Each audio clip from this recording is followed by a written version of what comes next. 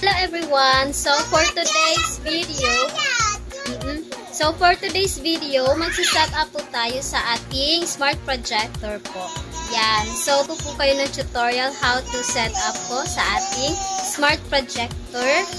Yan. So ganito lang po yan. Yan po yung ating smart projector mga sisi ko. Yan. Tapos pina-project ko po yan dyan po sa ating customer. Yan. Kasi syempre yung anak ko is nakaano lang po siya. Yan. Yan. So zoom lang po natin. Yan. So syempre i-shock mo muna. So isasaksak mo muna yung ano natin. Hindi po ito.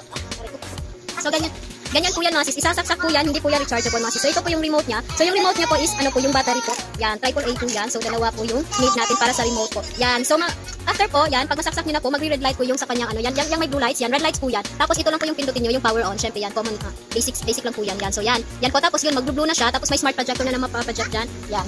So pag ganyan na po yung kanyang setup mga sis, yan, so pag ganyan na po yung kanyang setup mga sis, punta po tayo sa settings. Yan. So after settings, ito pong network setting natin. Yan, tapos i-connect niyo lang po yan sa Wi-Fi. So no need na po siya i-connect sa cellphone natin to. Yung ano, i-connect sa cellphone. So dalawa po yung magagamit, cellphone at yan po yung smart projector natin. So ito po is smart projector lang po siya. So i-connect lang po natin sa ating Wi-Fi.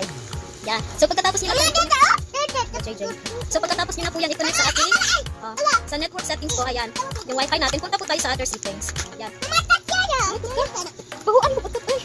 Yan. So yan, so nasa other settings na po tayo. So more settings po tayo. Yan. So sa more settings po, i-set up po natin yung yung date po. Date at time lang po yung i-set up natin para on the go na po tayo. Yan. So palagi niyo po yung natin. Yan. So today is kasi hindi po siya gumagana pag hindi po up to date yung kanyang date po. Yan. So kailangan po siya. Yan, remote yung gamit ko mga sisi ko ha. Yan. So kailangan po talaga siya i-set po. Yan. So yan, scroll lang po talaga. Ay. Ay, mga sis. Yan. So tapos yung wait. Yan, so tapos yung time na natin mga sis. Yan, so military time po tayo mga sis. 7.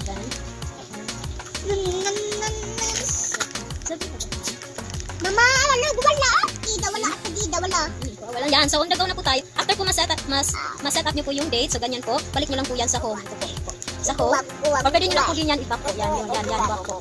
Yan. Mama, wala. Yan, so yan na po. Pwede na po tayo manood.